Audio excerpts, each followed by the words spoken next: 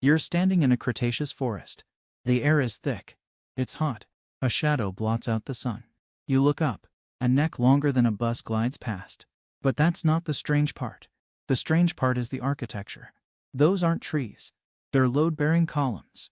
This isn't a forest. It's a downtown. Dinosaurs didn't just live here. They built it. Here's the thing. We got the story backwards. We picture them as monsters. As reptiles. Giant lizards just chasing meals. But that's a cartoon. A real ecosystem is a machine. And every machine needs maintenance. Even a dinosaurs. Take the hadrosaur. The cow of the Cretaceous. They traveled in herds of thousands.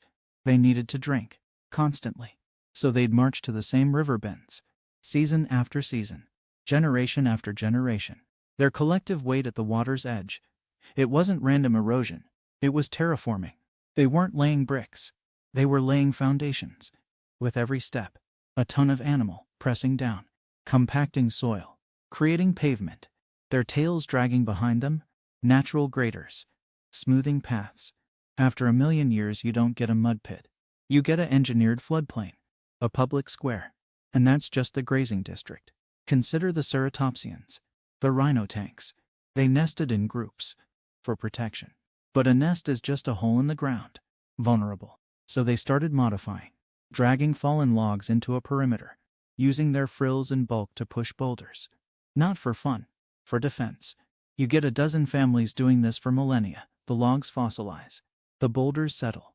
You're not looking at a random rock scatter. You're looking at a wall. A low, sprawling organic wall. The first suburb. The evidence is everywhere.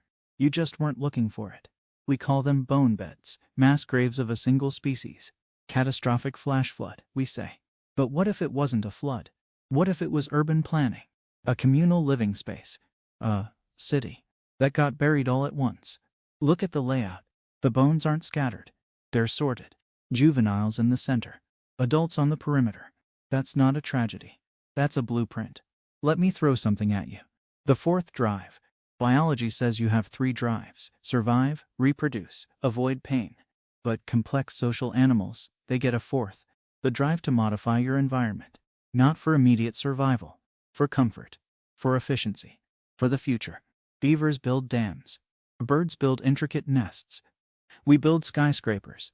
Why would a highly social, long-lived, big-brained dinosaur not do the same? They had the time. They had the motive. They had the bodies. Think about sauropod migration routes. They followed the seasons. North to south. Back and forth. These weren't random wanderings. They were freight lines. Their paths, worn 20 feet deep into the bedrock, became the continent's first highways. And at the end of those highways, you need terminals. Rest stops.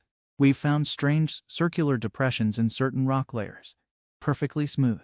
Too wide for any known watering hole. Filled with gastroliths.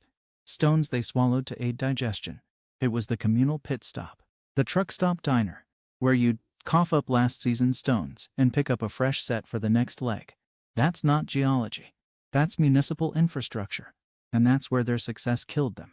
Their cities weren't made of steel and glass. They were made of wood, ferns, soil, highly catastrophically flammable.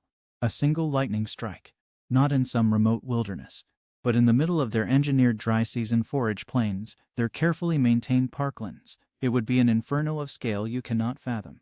A firestorm feeding on millions of acres of perfected dinosaur landscaping. The very highways they built become death traps, funneling the flames, channeling the heat. Their beautiful, polished communal nesting basins, now natural bowls to cook everything inside. Their success created the perfect fuel, and their infrastructure delivered the spark. But the real killer wasn't the fire. It was the winter after. The nuclear winter. All that soot from their burning world. It blocked the sun. The global temperature plummeted. Their vast, intricate, green-dependent civilization had a single point of failure. Photosynthesis. And it failed. So why did we never find their cities? We did. We labeled them natural formations, erosion patterns, odd bone bed assemblages. We weren't looking for intelligence.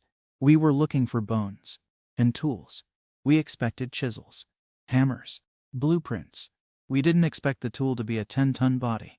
We didn't expect the blueprint to be written in generations, in river bends, in migratory paths, in the very shape of the hills. Their city wasn't a place you lived in. It was the place. The entire continent. Remodeled. Routed. Managed. They weren't architects drawing plans. They were a force of nature with a memory. And when that force vanished, the world forgot. The forests grew over the highways. The rivers shifted away from the squares.